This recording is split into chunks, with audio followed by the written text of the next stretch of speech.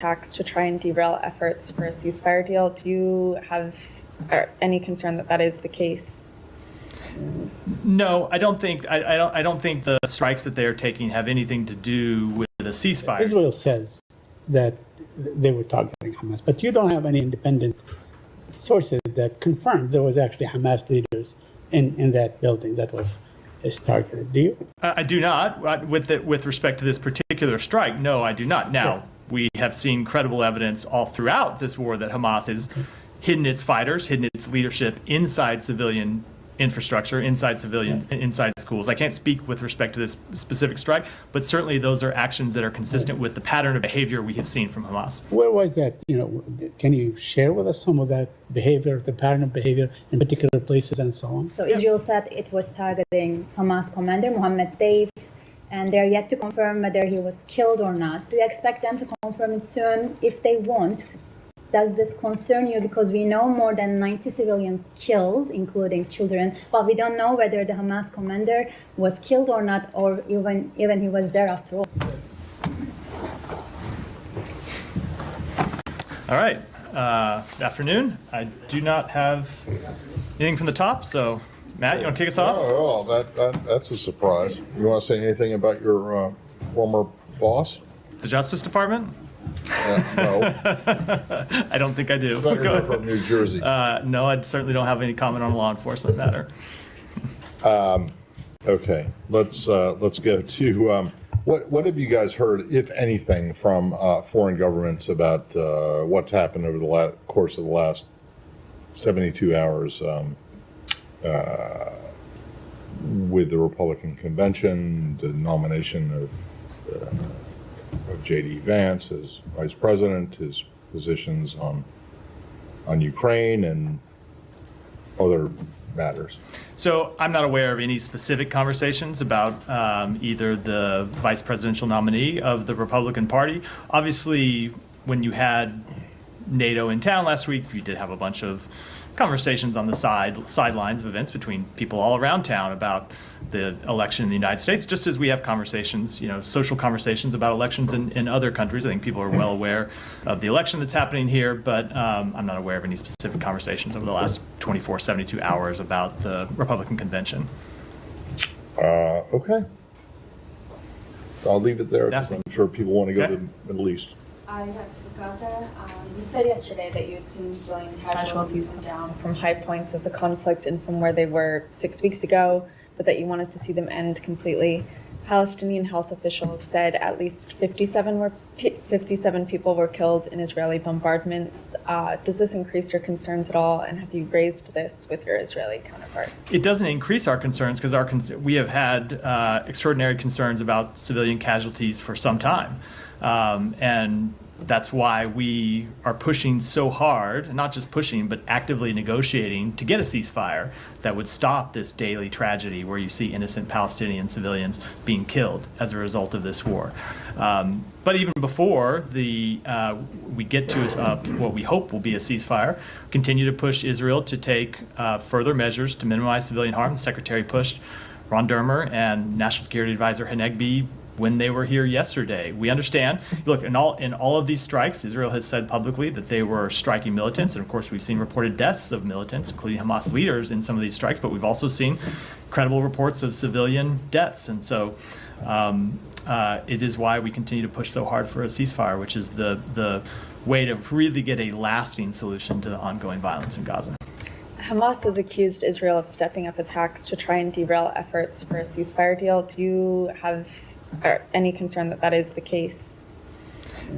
No, I don't think the strikes that they are taking have anything to do with a ceasefire deal. I think, as they've said publicly, they're trying to, as they have done from the days right after October 7th, trying to degrade and ultimately end Hamas's ability to launch attacks on the state of Israel. Separately, we have heard from Israel repeatedly, publicly. We've heard from them privately that they are committed to trying to reach a ceasefire. They're committed to the proposal that they put forward and that the president outlined publicly over a month ago, about a month and a half ago now, and they continue to remain engaged in the talks to try to reach a ceasefire. Can I follow up? No, I'll come back to you. Yeah, Saeed, go ahead. Yeah. On this point that was just raised, I mean, Israel says that they were targeting Hamas, but you don't have any independent sources that confirmed there was actually Hamas leaders in that building that was targeted. Do you? I do not. With respect to this particular strike, no, I do not. Now, we have seen credible evidence all throughout this war that Hamas has hidden its fighters, hidden its leadership inside civilian infrastructure, inside schools. I can't speak with respect to this specific strike, but certainly those are actions that are consistent with the pattern of behavior we have seen from Hamas. Where was that? Can you share with us some of that behavior, the pattern of behavior in particular places and so on? Yeah, in fact, Saeed, I remember you and I having this exchange several months ago, and I emailed you an article that detailed Hamas's long history of hiding in, and I think it was actually more than one article, several articles detailing Hamas. My point being, you don't need intelligence assessments from the U.S. government or anyone else. Hamas's long established behavior of hiding in civilian sites predates October 7th, and certainly we've seen it over the course of this conflict. But that makes, let's say, targeting one person worth killing 100 people? We don't want to see, we do not want to see civilians die. Now, I would say a lot of this would be solved if Hamas behaved like a military organization. We talk about other conflicts where this is not an issue because you don't see the military leadership hiding in hospitals, hiding in schools, hiding in religious sites, hiding in apartment buildings. If Hamas stopped doing that, it would certainly make the job of the IDF easier to target Hamas leadership without civilian casualties. But that said, as long as they continue to behave that way, the IDF still has the responsibility to do everything it can to minimize civilian casualties. Well, the whole of Gaza is the size of metropolitan Washington, D.C. I mean, it is a guerrilla force. It's not an army. They're not allowed to have airplanes and tanks and so on. But the size of Gaza does not justify hiding your fighters inside a hospital or inside a school. Let me ask you about something that you just said. This is that Israel wants to degrade and deplete and render Hamas totally incapable of launching an attack like the one we saw on October 7th. Well, the president himself said that Hamas was unable to do that anymore back on the 31st of May, didn't he? He did, yeah. Okay, so why do we continue to do the same thing over and over again? If Hamas no longer is capable of doing this, if the United States of America, the preeminent power on earth, and the one that keeps the Israeli military sustained and so on, says, look, they are no longer, this reason is no longer valid because they no longer are able to do that, so, as the president said. A few things about that. It is our assessment that they no longer have the capability to launch an attack with the size and scale and scope of the attacks of October 7th. Hamas, without a doubt, does still pose a threat to Israel and does still pose a threat to Israeli civilians. Hamas continues to be a legitimate military target for the government of Israel to strike. That said, it has also long been our view, and you've heard me talk about this, you've heard the secretary talk about this, that Israel will never defeat Hamas through military action alone, and that is going to require ultimately a political solution to a struggle between Israel and Palestinians that predates Hamas, that dates back decades. And if you were to ultimately reach an end to the violence between Israel and the Palestinian people that has gone on for decades, it will take more than a military campaign against Hamas, a terrorist organization. It will take a political solution, and of course you see us continue to try to advance that. So taking these two positions exactly that you just articulately illustrated, isn't that like a catch-22 situation? The war will go on forever because there will always be Palestinians who will fight the Israeli occupation, no matter what, under whatever conditions. So are you saying this war can go on forever? We need to have completely neutralized Hamas, completely neutralized movement. I think that question ignores everything I have said and everything that we have been pushing to try to do for some time now. Let me just finish. It ignores the fact that we are pushing to obtain a ceasefire to stop the immediate death in Gaza. It ignores what the president has said and what the secretary has said repeatedly, and it's reflective of what we are trying to do, that we want to take that ceasefire and turn it into enduring calm, and we want to turn the enduring calm into lasting peace and stability. Now, my I'll last come question. next. There was, UNRWA headquarters was flattened in Gaza. Do you have any comment on that? I mean, UNRWA has been the primary provider of aid and help, education, healthcare, and all these things for the Palestinians. Without UNRWA, there would be, humanitarian disaster on your hand. Do you have any comment on what has happened to UNRWA thus far? So we do support the work that UNRWA does. We've made that quite clear.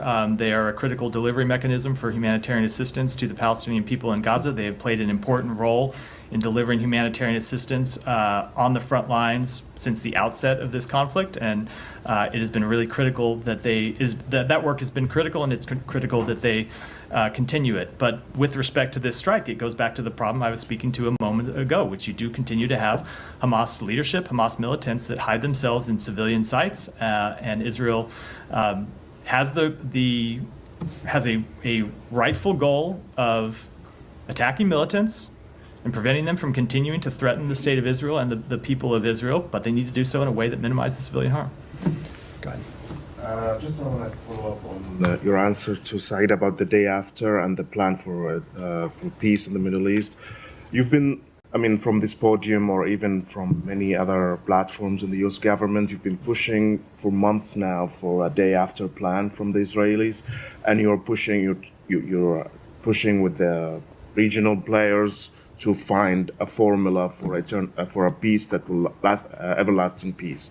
But what we hear from the Israelis is in a different page. They are opposing any Palestinian control of Gaza. They're not willing to enter any discussion internally about the day after. And in principle, the Netanyahu government and his factions are against the two-state solution. You've been pushing for months. Do you have any way of pushing more or exerting more pressure on the Israelis to engage in that? So a few things about this. Just one kind of factual note. So with respect to plans for the day after, I spoke about this a little bit lately. We have seen the Israeli government start to develop more of their own plans and put more of their own plans forward. Not as advanced as we would like to see, certainly, but just as a factual matter, they have been starting to have those conversations internally, and they've been having those conversations with us, and I believe they've been having those conversations with others in the region as well. Which is not to say that there is a fully formed plan that is ready to go, or certainly one that would be acceptable to the broader community, but they are at least advancing in their thinking of that issue. But I would say that with respect to the longer term issue, ultimately Israel is going to have to make some tough choices, which is always the case. It's been the case with this struggle between Israel and Palestinians for decades, that ultimately resolving it requires tough choices by both sides of this conflict. And to get to, in our view, a lasting end of this conflict, it's going to have to take tough decisions by Israel. The case that we will make to them, to get to your question, is that ultimately making some of these tough decisions is actually in their interest. It's in their long-term security interest. It is, of course, in the interest of the Palestinian people to see lasting stability in Gaza, to see reconstruction, to see a better form of governance than what they've had since Hamas took control of the Strip a couple of decades ago. But it's also in Israel's long-term security interest to find a lasting resolution to this conflict. So we will continue to press that case to them, but they will have to make decisions for themselves, as every sovereign country has to do. But it is just our view, and we certainly hope that the people of Israel will ultimately endorse this view as well, that continuing to have this long-term security threat staring them in the face is a problem for their security, and it is a barrier to their long-term integration with the region, which is something Israel has wanted from the very founding of the state.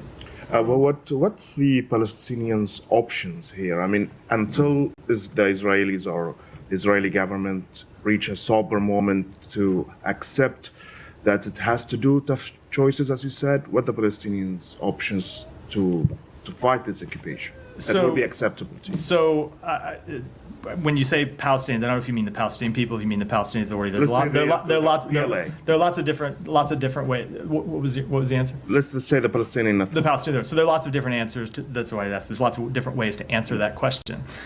We think there are things that the Palestinian Authority can do. We think there are reforms that the Palestinian Authority can make that will make it clear that they are a reformed, revitalized authority that can serve as a credible governing structure, both for the people of the West Bank and the people of Gaza. And that's a message that they could send both to the government of Israel, but also to the Palestinian people who we know want to see a reformed PA. So that is one thing. Ultimately, what we are trying to do is work with the Palestinian Authority and work with partners in the region who we know want to see lasting peace and stability and want to see the establishment of an independent Palestinian state.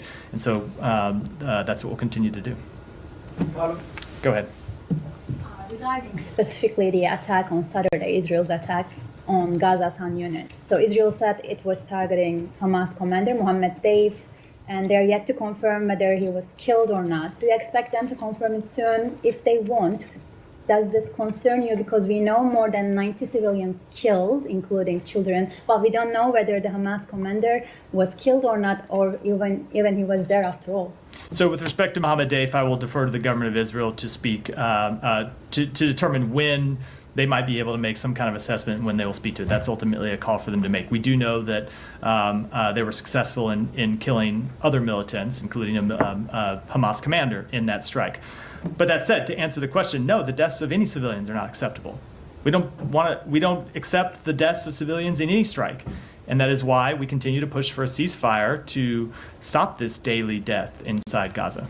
Do you think these kind of situations hamper ongoing ceasefire negotiations? Because we know civilians killed at the moment, but they're yet to confirm the Hamas commander they said they were targeting was killed or not. Do you think these kind of vague situations hamper the ongoing ceasefire process? Because we know the U.S. want to seal the deal as soon as possible. So I'm not going to speculate. I'm going to speak to what we've seen. And what we've seen is that the ceasefire negotiations have continued.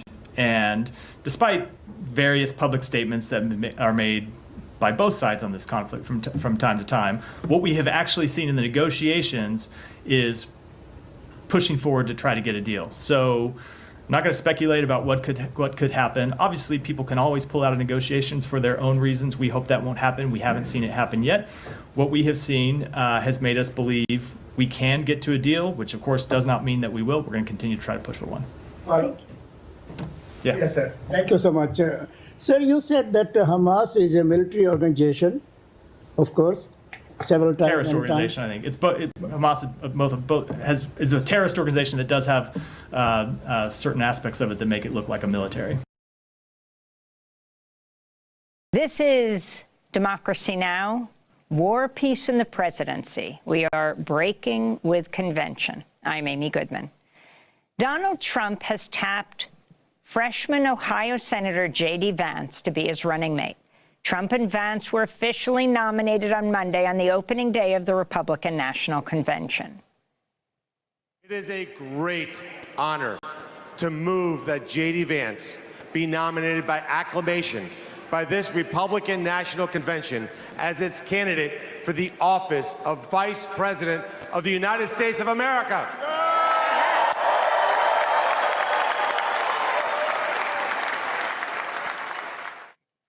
J.D. Vance, who's 39, first gained fame as the author of the best-selling memoir Hillbilly Elegy, a memoir of a family and culture in crisis about growing up in Appalachia. The book was also made into a movie. Vance is a graduate of Yale Law School who served in the Marines and became a venture capitalist. He was also a never-Trumper who once called Trump America's Hitler. Reprehensible, cultural heroine, as in the drug.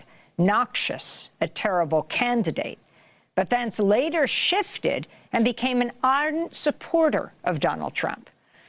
Vance won a close Republican Senate primary in 2022, in part thanks to billionaire tech investor Peter Thiel, who spent a record-breaking $10 million to support Vance's campaign. Earlier this year, J.D. Vance appeared on ABC and told George Stephanopoulos If he had been vice president in 2020, he would not have certified the results of the 2020 election. Would you have certified the election results had you been vice president? If I had been vice president, I would have told the states like Pennsylvania, Georgia, and so many others that we needed to have multiple slates of electors, and I think the U.S. Congress should have fought over it from there. That is the legitimate way to deal with an election that a lot of folks, including me, think had a lot of problems in 2020. I think that's what we should have done. So it's very clear you would have done what Donald Trump asked you to do there, not what Vice President Mike Pence did. You said that that's about the past, but of course it's Donald Trump. That's what you just said. It's not about what Donald Trump asks somebody to do. It's about what do we do when you have a problem like what happened in 2020. To look more at J.D. Vance's record and economic policies, we're joined now by Robert Kuttner, co-founder and co-editor of The American Prospect. His recent piece, headlined Trump's VP Reveal. Kuttner's latest book is titled Going Big, FDR's Legacy, Biden's New Deal, and the Struggle to Save Democracy. He's also a professor at Brandeis University's Heller School. Robert Kuttner, welcome back to Democracy Now! Can you Thank you for having me. Tell us who J.D. Vance is and the significance of Donald Trump choosing him, who would be the youngest ever vice president if he were to win, at the age of 39, the former Marine and venture capitalist? Well, he's a very dangerous fake. And his whole history from writing Hillbilly Elegy to doing a 180-degree pivot from being a critic of Trump to being a loyalist to Trump, to pretending to be very favorable to working Americans, when in fact all of his votes have been the opposite, suggests both that he's a fake and he's an attractive fake. He's personally likable. I hate to say that. He's an intellectual. He knows how to engage issues. He knows things that Trump is completely ignorant of. He's young, whereas Trump is old. And when I wrote this piece yesterday morning, before Trump had made his selection, I wrote that if Trump is shrewd, he will name J.D. Vance, but I'm not sure that Trump's own narcissism will let him do that, because the risk for Trump is that Vance will upstage Trump. And let me say a word or two about Hillbilly Elegy, because this was a classic case of bait and switch. So the story is that he's got a dysfunctional family. They move from southern Ohio to Kentucky, and supposedly the book is expressing great compassion for his kin and his neighbors. But the actual message of the book is that if you're not doing well in Kentucky, it's because of your own bad behavior. You're taking too many drugs, you're selling your food stamps, you're not able to hold a job, you're not doing right by your children. It's the old conservative narrative that poverty is the fault of the poor. It's all behavioral, it's not structural, it's not industry being outsourced or the coal mining's closing. No, it's just your behavior's bad. And, you know, the right-wing foundations invested in a guy named Charles Murray, who wrote a book in the 80s called Losing Ground, which basically said that poverty is the fault of the war on poverty, and poverty is the fault of the welfare system, and poverty is the fault of spoiling the poor. And in the review that I wrote of his book, I described Vance as Charles Murray with a eating grin. And when I met Vance at a conference the following year, he quoted that line back to me and engaged intellectually and was very self-reflective and thoughtful and likable. And I said to myself, uh-oh, this guy is really going to be trouble. And so what they did last night, they repositioned the Republican Party as the party that's pro-worker, even though this is complete nonsense.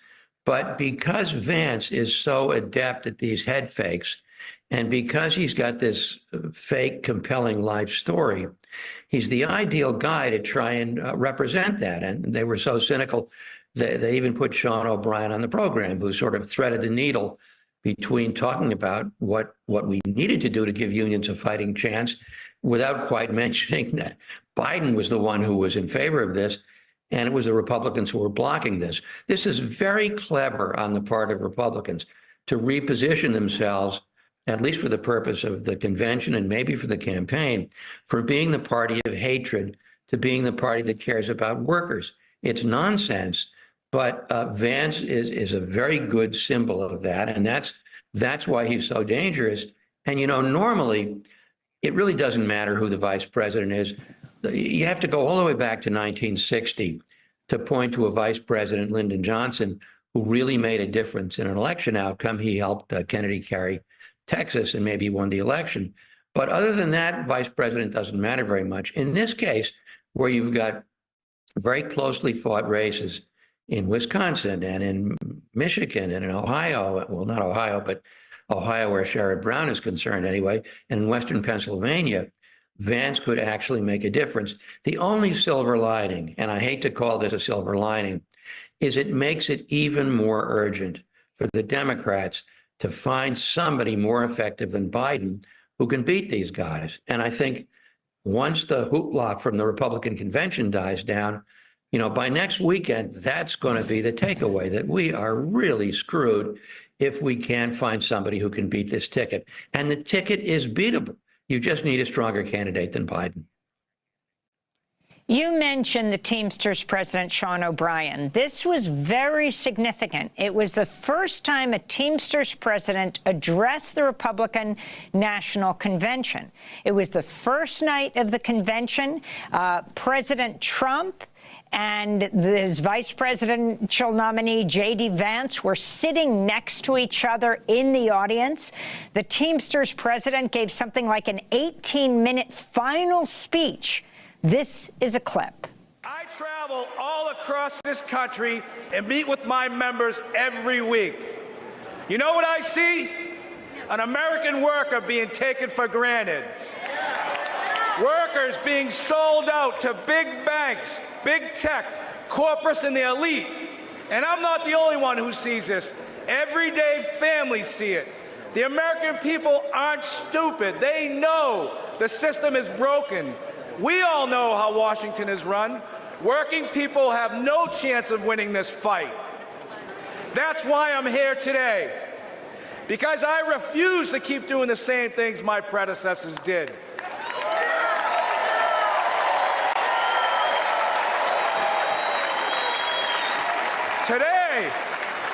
Today, the Teamsters are here to say we are not beholden to anyone or any party.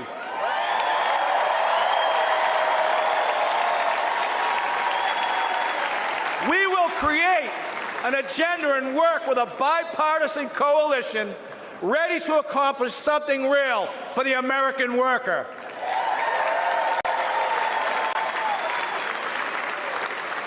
And I don't care about getting criticized. It's an honor to be the first Teamster in our 121-year history to address the Republican National Convention. So that was Teamsters President Sean O'Brien in this rousing address to not the Democratic National Convention. Apparently, he asked to address both conventions. Only the Republicans, he said, got back to him. Robert Kuttner, your co-founder and co-editor of The American Prospect, your response as he talked about what we just heard. He talked about economic terrorism. He called out corporations like Amazon. You say that J.D. Vance is anti-worker. Explain what the role of the Teamsters president is here. I know there's a lot of dissent within the Teamsters for him giving this address. Well, it was pretty cynical of O'Brien. I mean, on the one hand, it gave him a platform to give a very pro-worker speech. On the other hand, there's no bipartisan coalition on behalf of raising the minimum wage or strengthening worker organizing rights or strengthening the NLRB or any of the other things on the pro-worker agenda. The only people who are supporting that are Democrats. And even someone like J.D. Vance, who does head fakes as a kind of a pro-worker guy, he's not voting for this stuff either. So, you know, to some extent, this is in the Teamster DNA. You know, there were points when Jimmy Hoffa backed Republicans, and it's a union over the years that's been fairly opportunist politically. And I guess O'Brien is gambling that A, this gives him a platform. B, if these guys get elected, he's going to have some relationship with them. They sort of owe him a favor.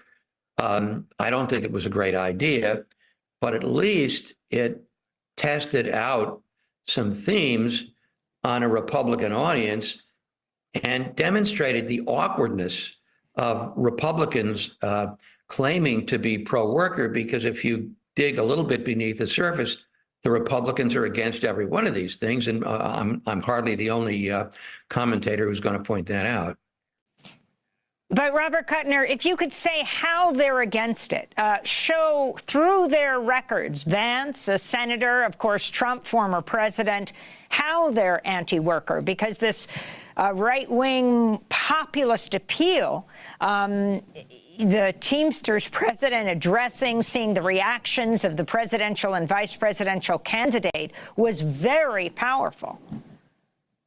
Well, you look at everything from Biden's executive orders that make it easier for workers to organize, to Biden's executive orders requiring federal contractors to pay a living wage, to decisions by the NLRB on unfair labor practices, to raising the minimum wage, to defining Uber and Lyft workers as regular employees. I mean, you go down the entire litany of things that unions want.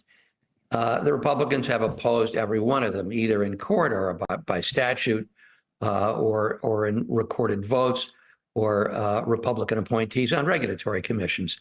And although Vance once walked a picket line with the UAW, he has not done anything to support the labor agenda.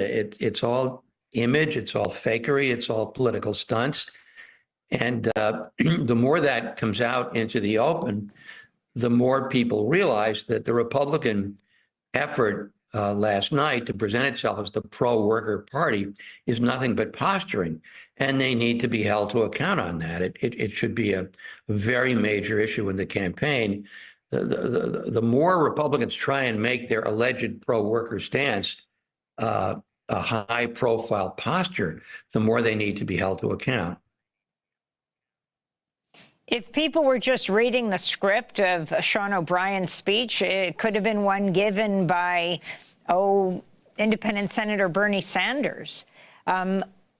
Are the Democrats at risk here of dismissing this level of right-wing populism? And can you talk about why it appeals so much, especially in the states, the battleground states of Ohio and Pennsylvania and Wisconsin, where we are right now? Well, what's truly dangerous about Vance, if you compare Vance with Trump, so the Trump of 2016 posed as a populist, but it was cultural or social or racist populism. It's all the fault of Mexicans. It's all the fault of immigrants. It's all the fault of, DEI. This was a kind of an attempt to play into the feeling of white working class people that they have been disrespected. And it was a racist, nationalist, cultural brand of fake populism. Now, what Vance brings to this is he tries to add economic populism. Not only are we going to seal up the Mexican border, but we're actually going to help you earn a living wage. And Trump didn't really do that, other than raising tariffs on Chinese goods and being anti-China.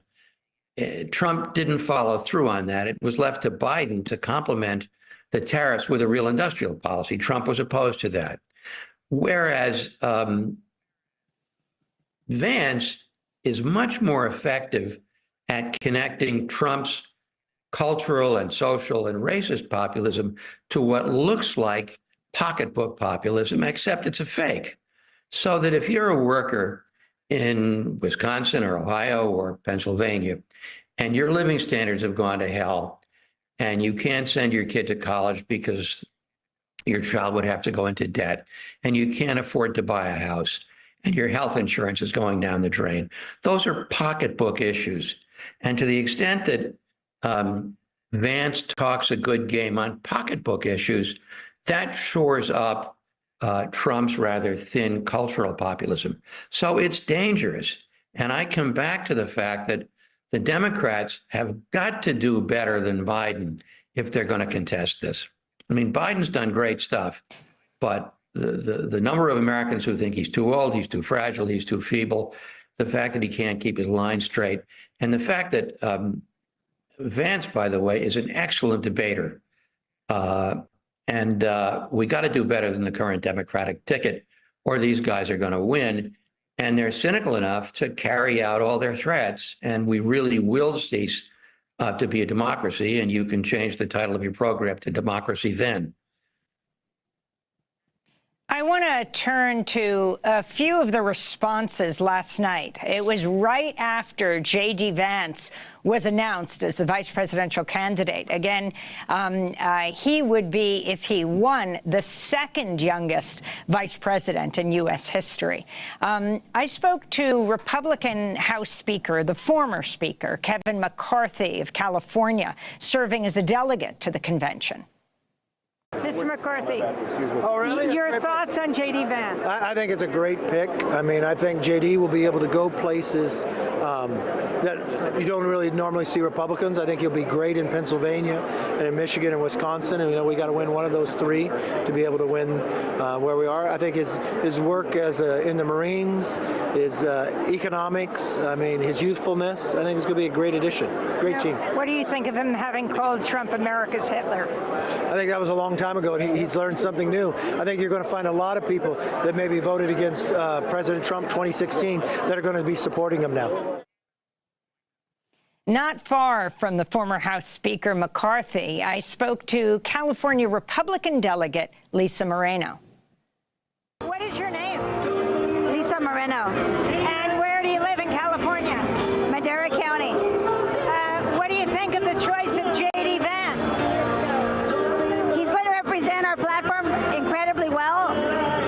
President Trump has chosen him, and we are going to support him 100%. That's what we are. We're a unified party, and we're in it to win it. We're taking care of business, and we're taking our country back. So let me ask you something. J.D. Vance said, Trump makes people I care about afraid, immigrants, Muslims, etc. Because of this, I find him reprehensible. God wants better of us. Vance said this on Twitter a few years ago. What are your thoughts about that?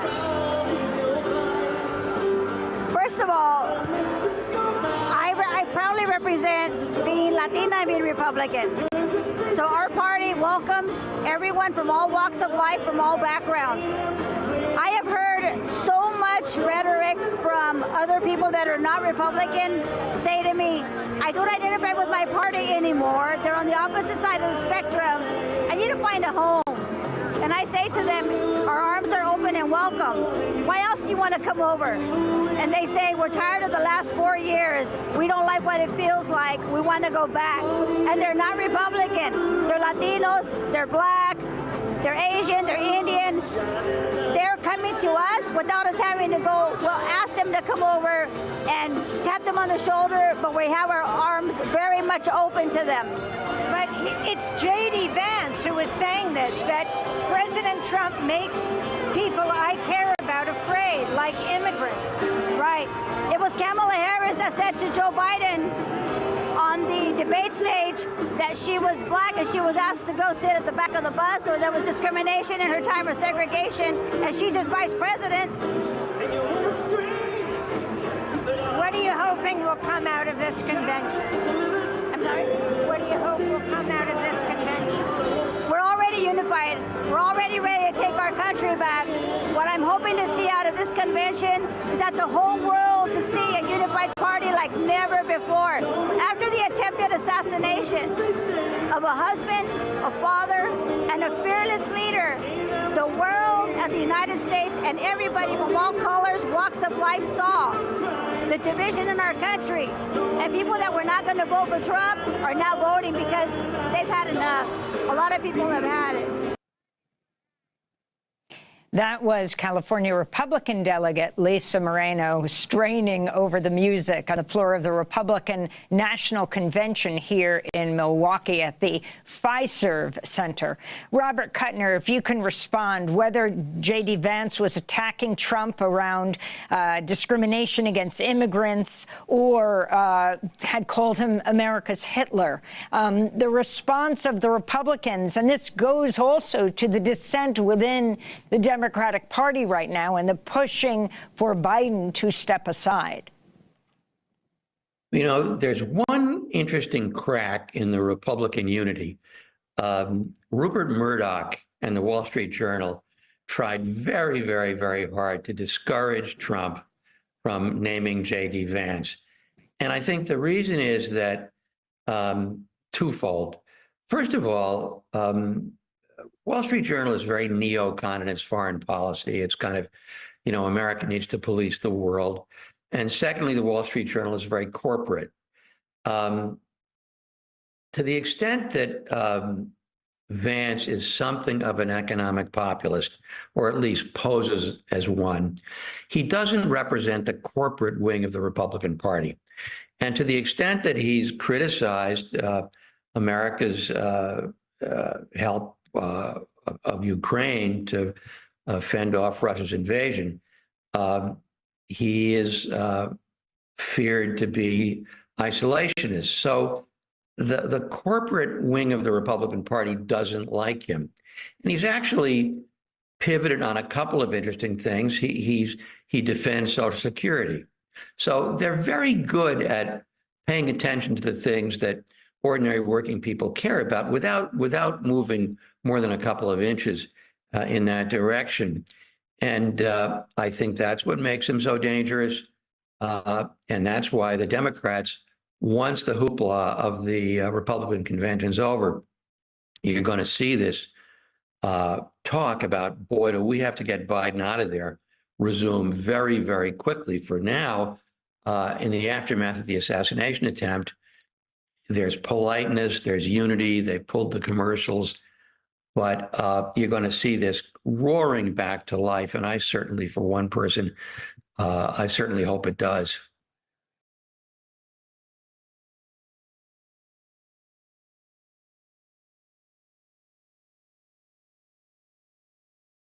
To the decline in post-secondary education that has transpired, gradually, then suddenly. These three little words paved the road that led to today's hearing. Over the course of years, decades even, universities gradually nurtured a campus culture of radicalism in which anti-Semitism grew and became tolerated by administrators. The committee's been steadfast in its dedication to attacking the roots of anti-Semitic hatred, including anti-Israel DEI bureaucracies and questionable foreign funding. Then suddenly, over the course of weeks, days even, universities burst into anti-Semitic chaos. October 7 ignited a powder keg of pro-terror campus fervor, a shocking spectacle for the American public. Suddenly, the radicalized zealots found a cause and group that they could graft their hate onto. Somehow, Jews fit neatly into DEI's oppression matrix, thereby justifying anti-Semitism. In the morning following October 7, radicalized students have harassed, assaulted, and intimidated their Jewish peers. These anti-Semitic protests have led to hijacking buildings, erecting unlawful encampments, disrupting classrooms, and canceling commencements. They've been the principal agents of anti-Jewish harassment and violence and have made an absolute mockery of so-called university leaders. That's why the committee is yet again calling for accountability from those in charge of universities. Today, with Mr. Michael Schill of Northwestern University, Dr. Gene Block of UCLA, and Dr. Jonathan Holloway of Rutgers University. Each of you should be ashamed of your decisions that allowed anti-Semitic encampments to endanger Jewish students. Mr. Schill and Dr. Holloway, you should be doubly ashamed for capitulating to the anti-Semitic rule breakers. Our job today is first and foremost to hold those who are supposed to be in charge to account. Dr. Gene Block, you will testify to the horrific violent events that unfolded at UCLA, leading to 243 arrests. You cleared the encampment only after a violent riot erupted. For days, you stood by as Jews were assaulted and illegal checkpoints blocked access to campus in broad daylight. Your actions were too little, too late. Second, the committee will highlight the concessions universities doled out to rule breakers. Dr. Holloway, you accepted 8 of the 10 encampment demands, including an egregious amnesty deal to Rutgers students and faculty involved in the encampment. I'd like to know what sort of message you think that sends to your Jewish students. Mr. Schill, you cut a disgraceful deal with the encampment that prompted 7 Jewish members of your own anti-Semitism advisory committee to resign in protest. You and President Holloway struck deals that guarantee jobs and admissions to Palestinians in apparent violation of federal anti-discrimination laws. I'd like to know how you think your quotas comply with the Civil Rights Act. Those who are in charge of universities who negotiate with pro-terror protesters are not doing their jobs. Taxpayer dollars have no business funding universities without principles that align with the principles of this country. Each of you refused to enforce your own rules, preserve campus safety, and protect Jewish students. Finally, I want to make one thing clear. The purpose of these hearings is not to enact right-wing cancel culture as purported by the left. The purpose is to end anti-Semitic violence and harassment on campus. Full stop. Hearings with college presidents are meant to help guide post-secondary education policies going forward that meet the needs and respect the rights of all students. We will certainly keep your answers to our questions in mind as the committee conducts further business. With that, I yield to the ranking member. Thank you, Madam Chair, and thank our witnesses for appearing today. There's no question that we can do more to combat anti-Semitism, not just on college campuses, but everywhere. No one should be threatened, harassed, or attacked because of who they are or who they worship. Moreover, students cannot learn if they feel unsafe. Yet here we are for the 5th time in 6 months holding another hearing to complain about the problem of anti-Semitism, but no work is being done to find a meaningful solution to address animus on college campuses. Complaining about a problem is not a solution. It certainly riles people up, generates a lot of media coverage, but it doesn't solve anything. To the best of my knowledge, the only change that has resulted from these hearings is that a handful of individuals have lost their jobs. Schools have had to dedicate hours that they could have spent working to combat discrimination on campus instead of responding to the majority's the legal requests, and law firms advising college presidents have made a lot of money preparing their clients to testify in these hearings. In 2017, after white supremacists marched through the grounds of the University of Virginia, chanting slogans such as "Jews will not replace us," I wrote a letter to my Republican colleagues asking for a hearing to discuss rising tensions and discrimination on college campuses. Regrettably, the committee did not hold any such hearings, and we did not address the issue at the time. Jewish students, in fact, all students, have a right to attend college free from hostility and in compliance with Title VI of the Civil Rights Act of 1964. There's no excuse for anti-Semitism on campus, and everyone is entitled to a safe harbor. And this is why we should ensure that the Department of Education's Office of Civil Rights has the resource it needs to investigate where campuses are failing to protect against anti-Semitic acts or otherwise not protecting against civil rights violations. And I believe we should increase funding for that office in light of the increased number of complaints. But last year, my Republican colleagues called for a 25% cut in funding for that office. This would have been a significant impediment for the for the Department of Education's efforts to investigate these issues. Meanwhile, DEI programs, which try to bring people together, are being disparaged and eliminated. But as I've said before, hateful incidents of anti-Semitism do not happen in isolation. They're the byproduct of this country's century-long history of white supremacy and anti-Semitism. And we cannot feign surprise that hate speech on our college campuses. And I'll note again that campuses are polarized, as is our society. We've unfortunately seen a disturbing rise in incidents not only of anti-Semitism, but also Islamophobia, racism, homophobia, and all other forms of hate, and all of which need to be addressed. But as Mr. Lawrence notes in his testimony today, colleges and universities exist to examine complex issues, challenges, and ideas to provide a forum in which issues and opinions can be explored and can be debated. Freedom of inquiry and expression must include the right to protest. And he also notes that the limits of this expression are reached when actual threats or undue disruption of the university's operations are involved.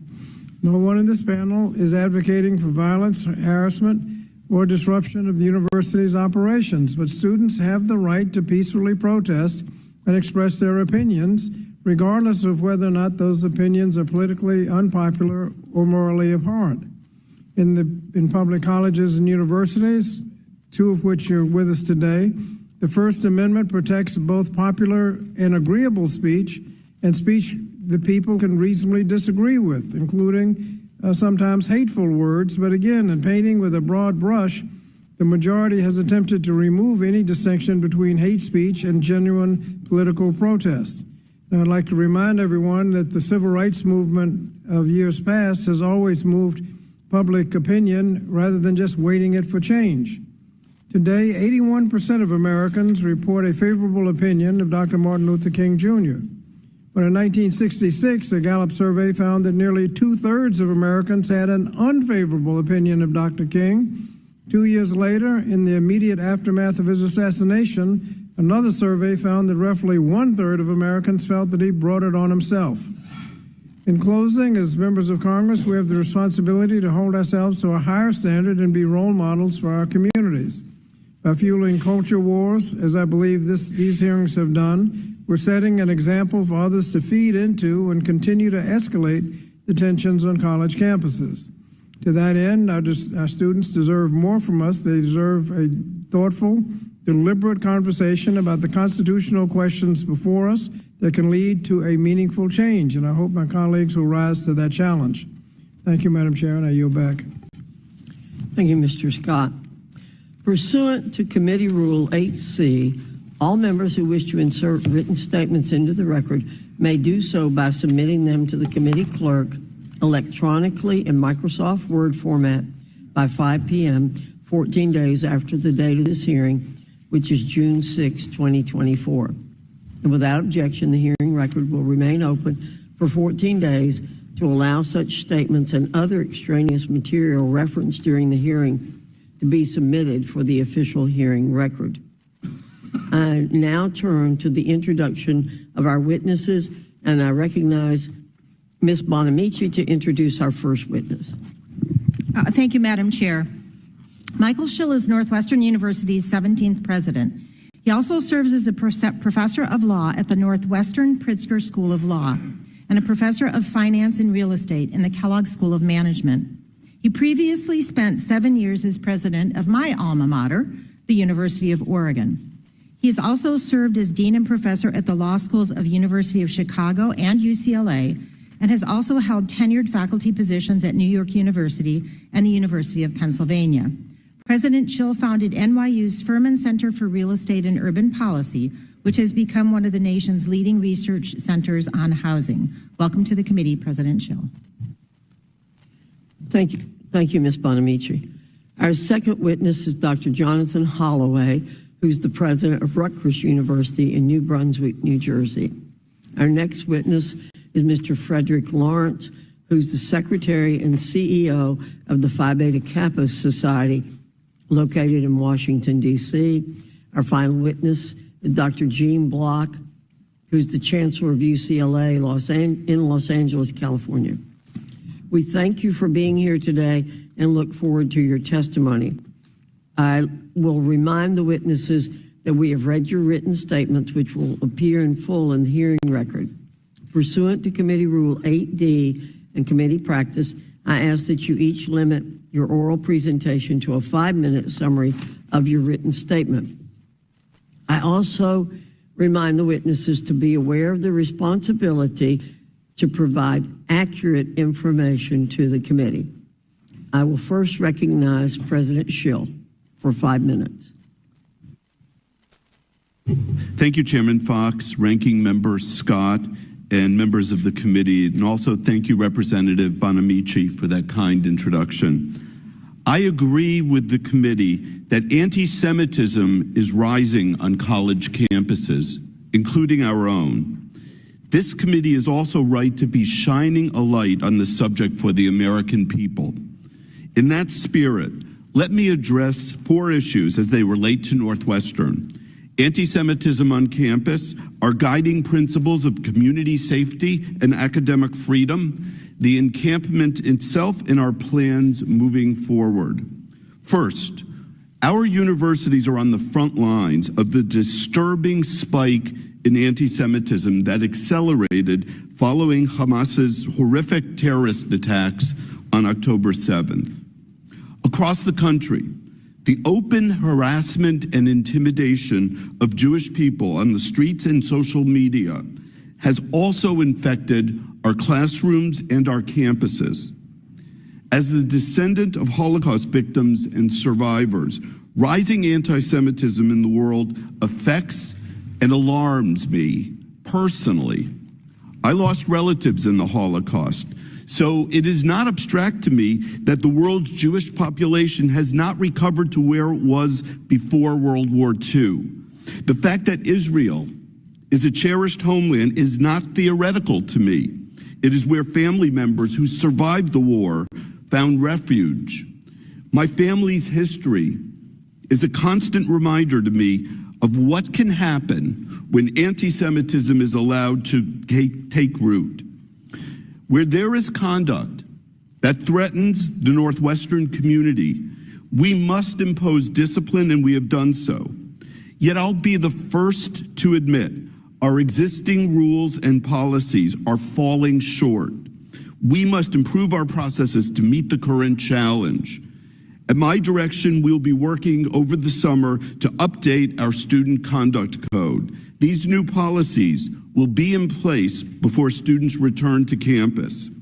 We are confident we can continue to promote 2 principles at the core of our mission: free expression and academic freedom, while disciplining harassment and intimidation.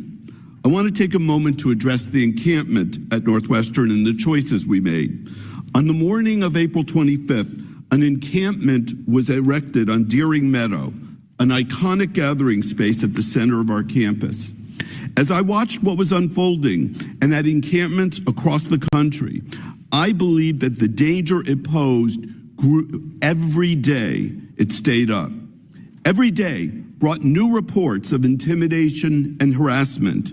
And then on April 28th, the day before the tents came down, the threat of confrontation escalated with the addition of outsiders to the university. For the safety of our entire community, I knew I had to act. We had 3 options to do so.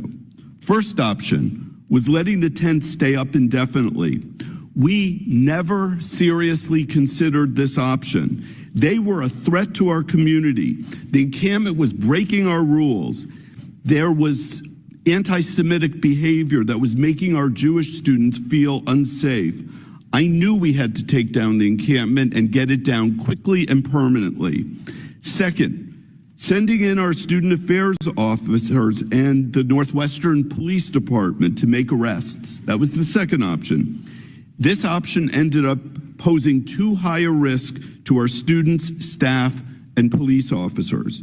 There were limited law enforcement resources available to the university, and it also created, as we saw around the country, escalation, renewed encampments. Finally, talking with the students about leaving voluntarily. This was the path we took, and the encampment came down in just 5 days. We did not give in to any of the protesters' demands, and the commitments we made are consistent with our values. Importantly, I rejected the main student demand for divestment and will not ever recommend that Northwestern use its resources for political purposes. By engaging students with dialogue instead of force, we modeled the behavior we want to apply going forward. Now, going forward, I want to make every one of you know, I am personally committed to fighting anti-Semitism. We are going to reconstitute a task force that will benefit from the information from other task forces. We will revise our student code. We will enhance enforcement. We will increase our security. And we will do what we do best, teaching our students about the dangers of anti-Semitism. I'd like to thank you all for listening, and I look forward to your questions. Thank you. I now recognize President Holloway for 5 minutes. Chairwoman Fox, Ranking Member Scott, members of the committee, thank you for this opportunity. My name is Jonathan Holloway, and I'm the president of Rutgers University, the State University of New Jersey. To help you understand me better, I offer the following. My maternal great-grandfather, William Johnson Trent, was an early organizer of the colored YMCA in Atlanta and served as president of Livingston College in Salisbury, North Carolina. His son, Bill Trent Jr., my grandfather, was Dean of Education at Bennett College in Greensboro, North Carolina, before becoming the founding executive director of the United Negro College Fund.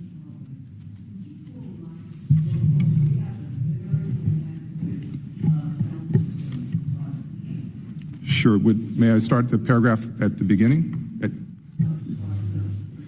Okay, where I left off. Even closer. Okay.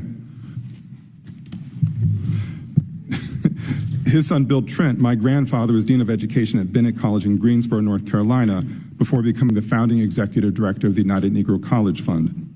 My father, a career officer in the Air Force, was the first black person to teach at the Air War College in Montgomery, Alabama. I share this to make clear that a commitment to education and to providing access is in my DNA.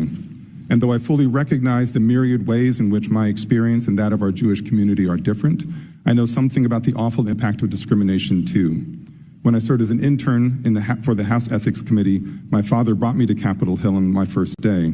As we approached the committee offices, he said, when I was your age, the only way someone who looked like us could cross the threshold is if you were pushing a food cart. This is part of the reason this discussion matters so much to me. I tell you with pride that Rutgers boasts one of the largest Jewish student populations in America, and I tell you with conviction that we condemn anti-Semitism in the strongest terms possible. We do so today, we did so long before October 7th, and we will always do so. Rutgers, home to nearly 100,000 students, faculty, and staff, takes pride in being a public university. We conduct life-changing research and clinical care, and we educate tomorrow's leaders, many of them first-generation college students, and many of them from low-income families. What's more, Rutgers is world-renowned for its Jewish scholarly community. We are one of only a few dozen universities in America with the Department of Jewish Studies. Our Bildner Center for the Study of Jewish Life holds public lectures, trains teachers on Holocaust education, and hosts the Rutgers Jewish Film Festival. Rutgers is also home to the Miller Center on Policing and Community Resilience, which is dedicated to protecting valuable communities that are facing anti-Semitism or other forms of intolerance. The Rutgers Hillel and Chabad houses, both among the largest in higher education, sit in the heart of our Big Ten campus in New Brunswick. During my presidency, we have developed a formal partnership with Tel Aviv University focused on faculty collaborations. As part of that relationship, TAU researchers will have a presence in the Health and Life Sciences Center being built in New Brunswick. We find ourselves here today because of the devastation that the Hamas terrorist attacks have wrought. It is heartbreaking to think about the senseless and horrific violence of October 7th, about the hostages still held captive by Hamas 230 days later, about the thousands of Palestinian children killed in the war, about the humanitarian crisis in Gaza that gets worse every day. At Rutgers, this war has been a tragedy for our Jewish and Palestinian communities. Many in our community, searching for a way to curtail this tragedy, have turned to activism and protest.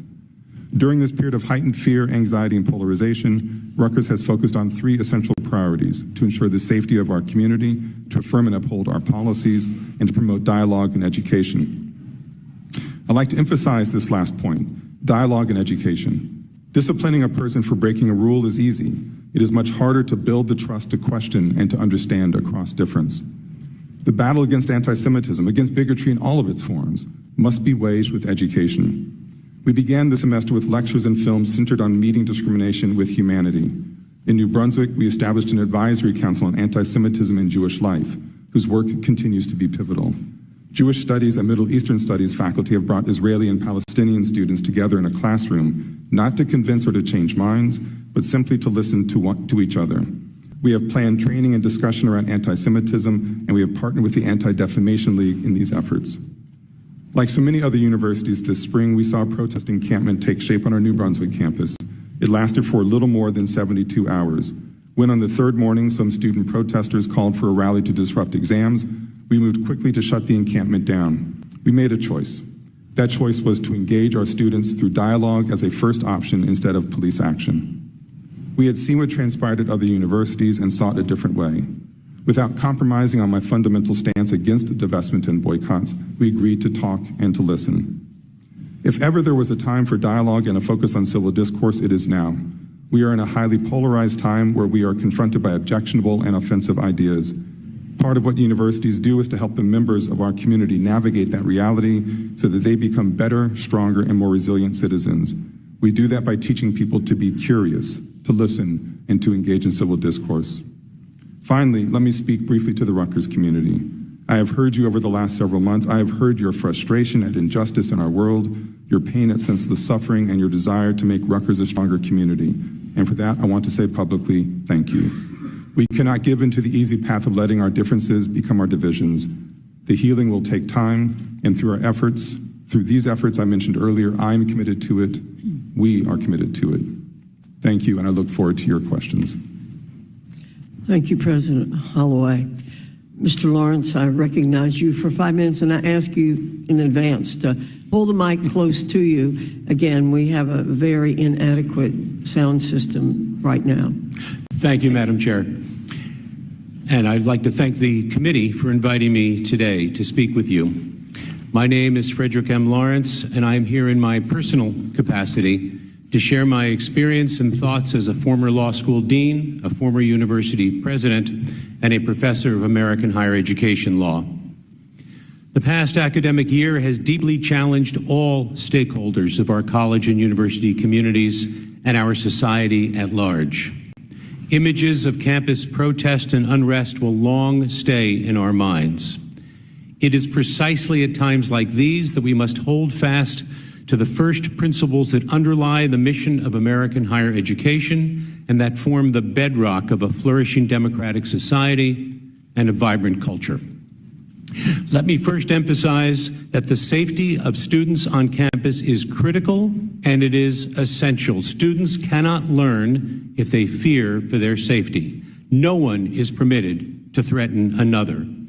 And a university is both entitled to and required to respond to violence or threats of violence. Similarly, students do not have a right to disrupt the operations of a university unduly. For example, defacing, occupying, or blocking entry to campus buildings is not protected expression, whereas protests outside a building would be. So what should our universities do in these challenging times? When looking at any issues on campus, we always need to keep in mind that the fundamental goal of our colleges is the creation, discovery, and sharing of knowledge. The intellectual challenges of campus life may come from many sources, including protest. That is why colleges should begin by presuming expression, including protest, to be protected forms of academic freedom and of free inquiry. Again, the limits of this expression are reached when actual threats or undue disruption of the university operations are involved. Universities must treat all members of a campus community as part of we, not they. There is no they where our students are concerned. We must encourage listening to each other, robust debate, and learning. Schools do best when they seek dialogue across ideological and political differences between and among the members of the campus community, and when they share a commitment to transparent decision-making. This approach is most successful when it draws on months, if not years, of conversation and engagement. I not only believe this to be true, I have seen it. I have had the opportunity to participate in the application of these principles on campus firsthand, including a recent free expression residency that was part of an ongoing campus-wide engagement on issues of expression, of community, and dialogue. During this time, I met with Jewish and Muslim student leaders to discuss their views on the Israel-Palestine conflict and how it affected their lives. I shared personal stories of a former colleague who suffered the tragic loss of his daughter and son-in-law when they were murdered on October 7th, and a former student born in Gaza whose family confronts the humanitarian crisis there. The ensuing discussion was not easy, but I believe that the students both spoke to and listened to each other. Campus officials have told me that these meetings continue in a spirit of cooperation, not antagonism, with the goal of advancing difficult conversations, even where there are strong feelings and disagreements about key fundamentals. Colleges and universities exist to examine complex issues, challenges, and ideas, and to provide a forum in which issues and opinions can be explored and can be debated. Freedom of inquiry and expression must include the right to protest. As we seek productive paths forward, it is worth recognizing that this is not just a campus issue. We have seen increased polarization throughout the world, so we should not be surprised when this happens as well on our college campuses. And when it does, we have the opportunity to build on the critically important work of role modeling and of teaching how to practice free speech, not just with people who share our views, but also those with whom we disagree passionately and yet with whom we share a community. I thank the committee and I look forward to your questions. Thank you. Chancellor Block, you're recognized for 5 minutes. Good morning, Chairwoman Fox, Ranking Member Scott, and members of the committee. My name is Gene Block, and I'm the Chancellor at UCLA. Thank you for inviting me here today. Let me start by affirming that all forms of discrimination, including anti-Semitism and Islamophobia, are antithetical to UCLA's values and corrosive to our culture. I wish I could say that our campus has been immune to the disturbing rise of anti-Semitism across our country since October 7th. Sadly, that's not the case. What I can say, and what I'll address today, is how we've been confronting and will continue to confront this challenge. Last summer, I announced my intent to retire this July after leading UCLA for 17 years. These are my final months of Chancellor of this distinguished institution. While I'm saddened by the recent turmoil on our campus, I'm also proud of our legacy as a university deeply committed to the peaceful expression of differing viewpoints. To have a functioning democracy, we must be able to speak freely about the most consequential events of the day. As a public university, UCLA is subject to a dual legal mandate: the First Amendment obligation to protect free speech on campus, and the obligation under federal laws to protect students from discrimination and harassment. This balance is often difficult to achieve, and it has been especially difficult since October 7th. I'm fully aware that many of our Jewish students have had to confront rhetoric and images on campus that any reasonable person would find repugnant. Trust me, I understand their pain. I've lived it myself. As a Jewish kid growing up in the Catskill region of New York with relatives who were Holocaust survivors and victims. As the former provost at the University of Virginia watching news coverage of neo-Nazis rioting outside the synagogue in Charlottesville, where my children were called to the Torah. As the chancellor of UCLA, where an art show depicted me with exaggerated facial features that were reminiscent of caricatures of Jews during the Nazi era. As we all know, being an American means sometimes being asked to tolerate offensive and even hateful speech protected by our Constitution. But there are limits. At UCLA, we draw the line when speech crosses into intimidation, threats, and harassment of our community. UCLA has a proud history of peaceful protest. Before October 7th, we successfully navigated campus protests using strategies recommended by the University of California.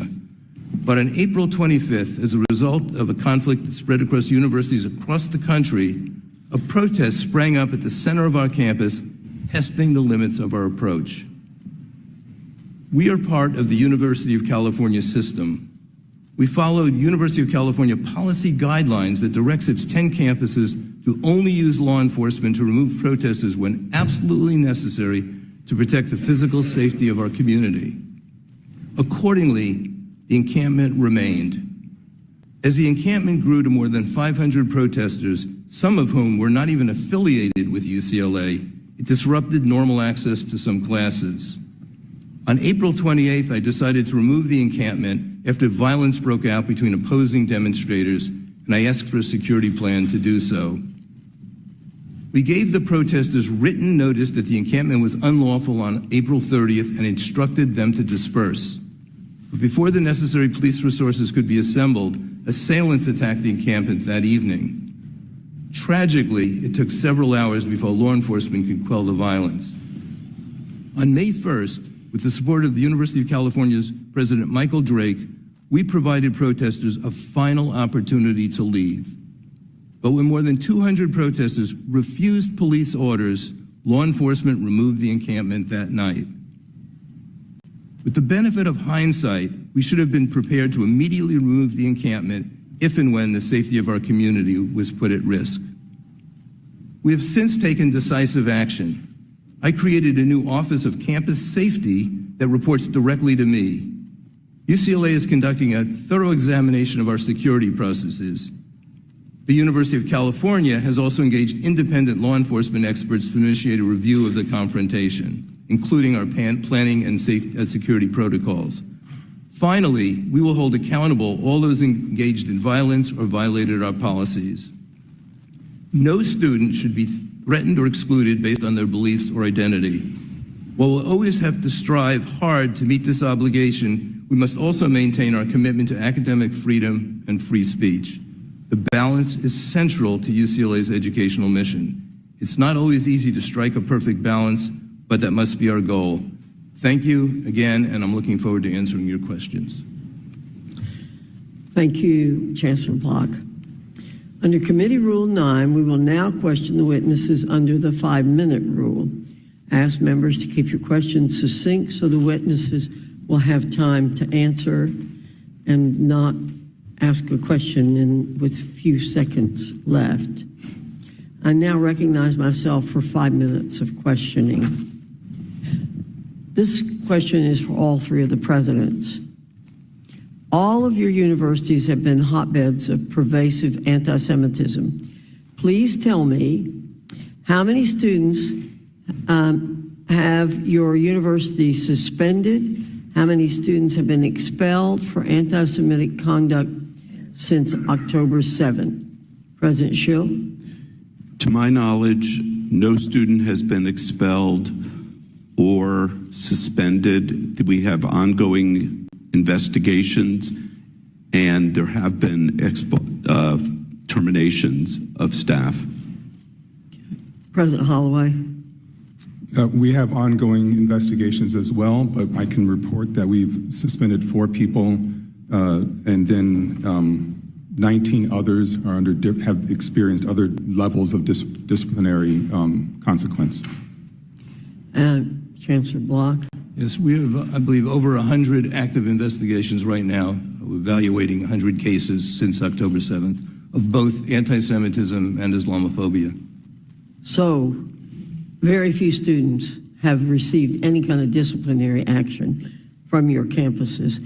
Now, President Schill, you said some staff have received disciplinary actions. So I'll ask all three of you the same question. How many faculty and staff have you fired or suspended for anti-Semitic conduct or conduct related to the pro-terror encampments since April 17th?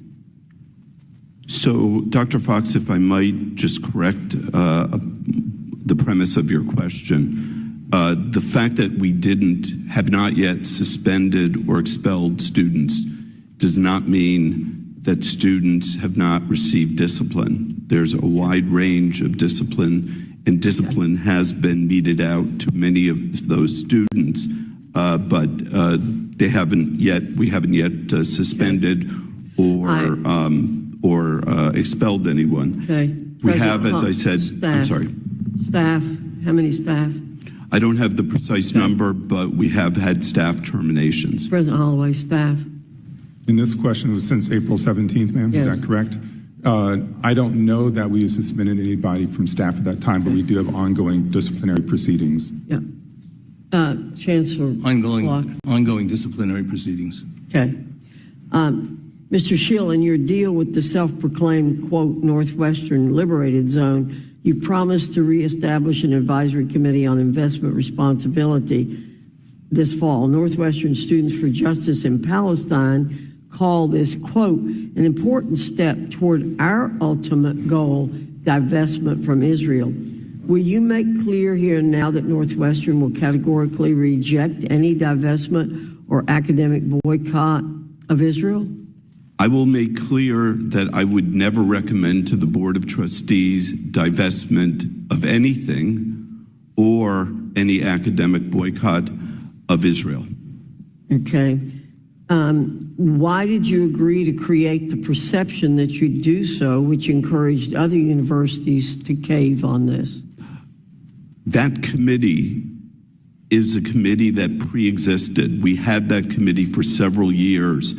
We had already told the investment committee of the Board of Trustees that we would be beginning that committee, starting that committee up again in September. That was done months before the encampment.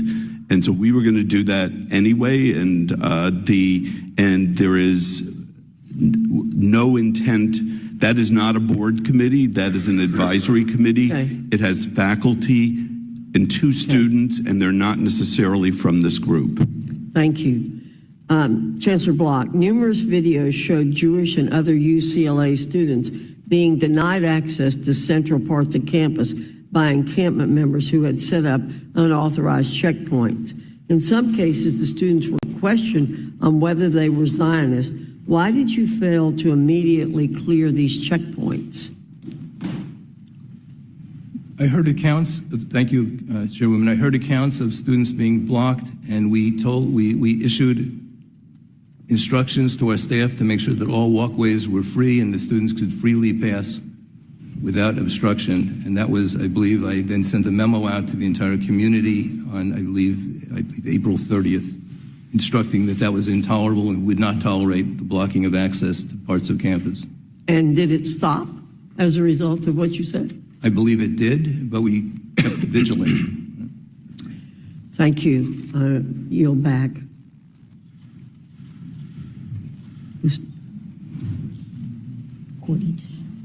Mr. Courtney. Great. Thank you, Madam Chairwoman, and thank you to all the witnesses for being here today. As Mr. Scott pointed out, this is our fifth hearing on this topic, which is perfectly legitimate and appropriate. But I think it's also important to remember we're an Article I branch of government whose job it is to authorize and appropriate the U.S. Department of Education. The Civil Rights Division of the Department of Education just reported in 2023 they had a record number of complaints for the department. If you go back to 2009. It's tripled in terms of the number of complaints, and a lot of those complaints involve anti-Semitism. But the staffing level at the Civil Rights Division of the U.S. Department of Education back in 2009 is larger than it is today. And as Mr. Scott pointed out, the budget that the majority reported out last year from the Appropriations Committee for the Civil Rights Division would have cut their budget by 25%, which I would characterize as the equivalent of defunding the anti-Semitism police. And again, I think it's our job at some point to focus on the fact that we need to beef up the ranks of that department, whose mission it is to investigate and to curtail this type of activity. Madam Chairwoman, I would now like to yield the balance of my time to Mr. Norcross from New Jersey. By the way, could I have an article admitted to the record on that report? Without objection. Thank you. Appreciate that. Thank you, Mr. Courtney, for yielding. President Holloway, great to see you again. For those of you who don't know, Rutgers, the flagship university in New Jersey, home to nearly 100,000 diverse students, faculty plus. Second highest Jewish population, close to 7,000 students, and almost 7,000 Muslim and Arab students. Since October 7th, there's no question that the anti-Semitic has increased at Rutgers. In fact, we had the conversation year over year. It could be as high as 10 times what it was the year before. And you and I have talked about this. In fact, I called you at 6:30 in the morning when I first heard about Rutgers, quote, negotiating to end the encampment. And you picked up the phone, and we've had that continuing conversation. You know, I've spent my life representing workers, protesting. I know it quite well. I'm a firm believer in the First Amendment. But that being said, as I know and many others, there are rules in all types of protests, on college campuses, no matter what the reason is. So, and I've participated in protests over my lifetime, and when I crossed the line, I paid the consequences. So what I want to dig in today is, what are those lines? When were they crossed? And how you reacted, how Rutgers reacted.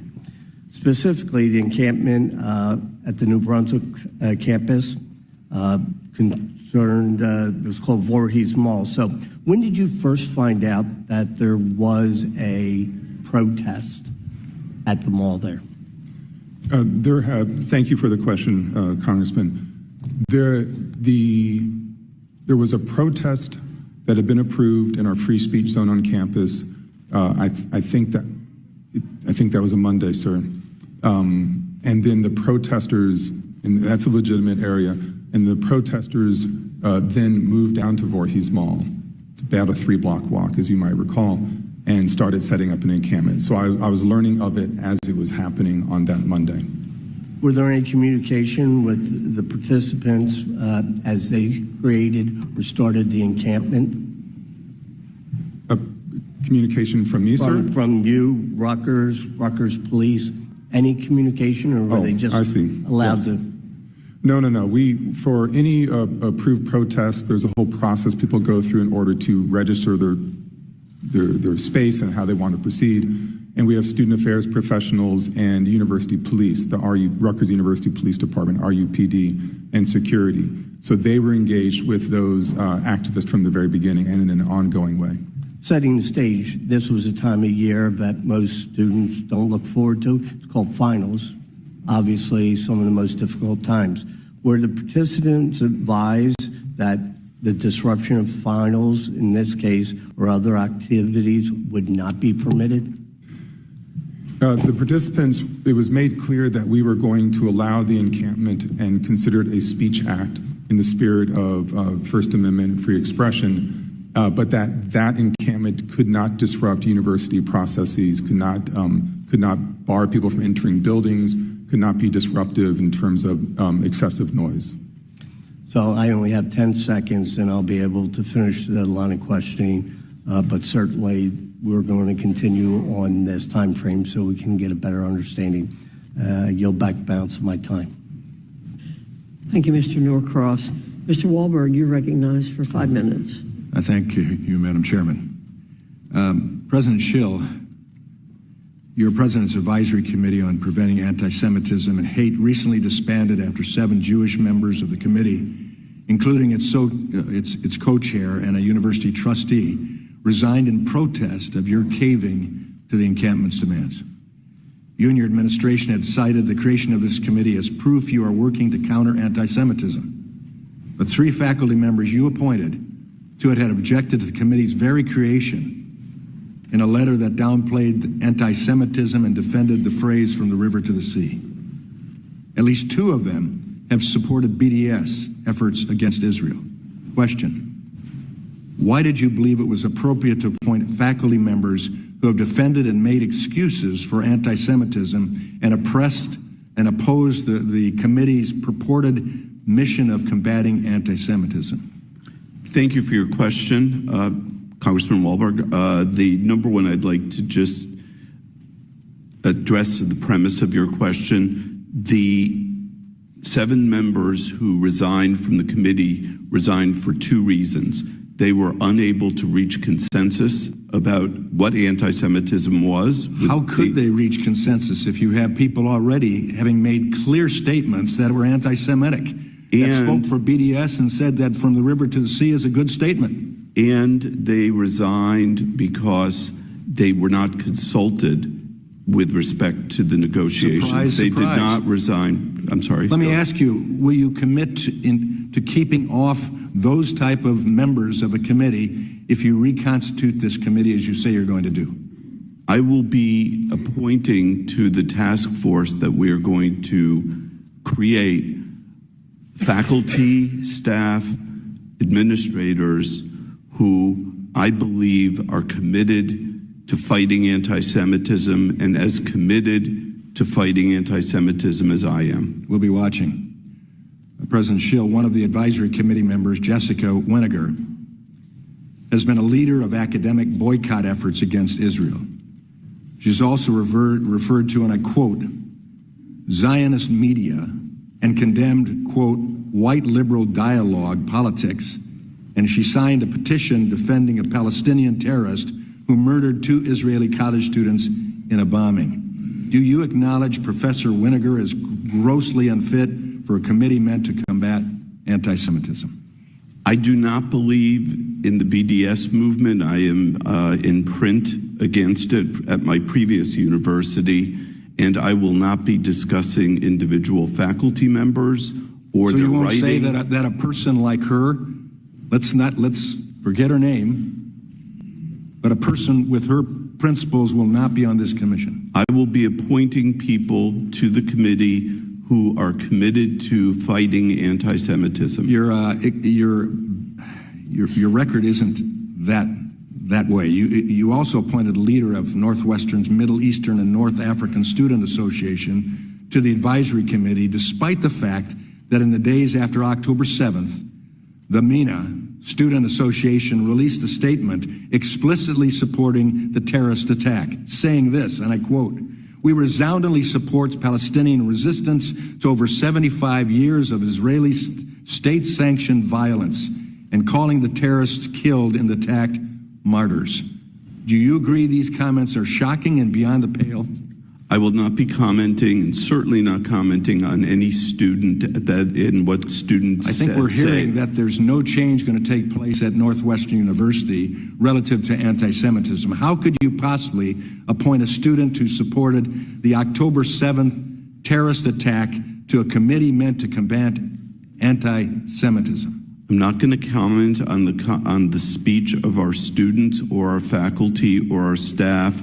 What I will say is that committee was a committee that wasn't just anti-Semitism. We tried to do something which actually turned out to be impossible. We saw that very clearly. Let me just finish this. I think we've heard your response. In March, the advisory committee hosted University of Michigan professor Juan Cole to speak on Islamophobia and, quote, anti-Arab and anti-Palestinian biases. Fine. But Cole has made numerous anti-Semitic statements, including claiming that Israel, quote, was founded on a formal racial supremacist principle that Jews must rule the state. And that, quote, the only thing that Palestinians and their sympathizers can do to make Zionists happy is to bend over and allow themselves to be royally screwed. What kind of committee on anti-Semitism invites an anti-Semite like this to speak? And with that, sadly, end my questioning. I yield back. The gentleman yields back. Ms. Bonamici, you're recognized for 5 minutes. Thank you, Madam Chair. Thank you to the witnesses. Once again, I reiterate that we must stand together against anti-Semitism and do more to combat the harassment of Jewish students. There has been an undeniable rise in hate speech, including anti-Semitism and Islamophobia, on college campuses across the country. And although I realize that institutions must be held accountable, continuing to schedule repetitive politicized hearings to attack college presidents will not solve the scourge of anti-Semitism. We need to work with experts on anti-Semitism, legal scholars with expertise in the area, people knowledgeable in the field who could help us determine what the government response can and should be to the increase of anti-Semitism and racial hostility on campuses. Mr. Lawrence, thank you for so clearly articulating the value of higher education and why it's important to promote discussion in ways that respect free speech while keeping students safe. And as I've mentioned in this committee before, the American Jewish Committee, Jewish Federations, the Anti-Defamation League, and others have expertise we can draw on. And because this is also a Title VI issue, let's focus, as Ranking Member Scott and Representative Courtney said, on equipping the Office of Civil Rights with the resources that it needs, rather than cutting their budget, as my colleagues across the aisle have proposed. And I also want to note, as I did recently in the subcommittee, that my colleagues across the aisle expressed concern about anti-Semitism on college campuses, but we do not see the same concern when anti-Semitic comments and tropes come from their side of the aisle. For example, just a few days ago, the Truth Social account of Donald Trump included an outrageous video with Nazi-like language about a unified Reich. Did any of my colleagues on this committee call that out and ask the candidate that most of them have endorsed for its removal? It baffles me that some people are opposed to anti-Semitism when it's politically convenient instead of whenever it rears its ugly head. I'm also concerned about any suggestion that the first step to address protests should be to call police. It doesn't work in some cases, and as both Presidents Schill and Holloway and Chancellor Block noted, oftentimes many of the people protesting are not students, further complicating the issue. Northwestern and Rutgers both reached agreements with student protesters to address campus safety concerns while recognizing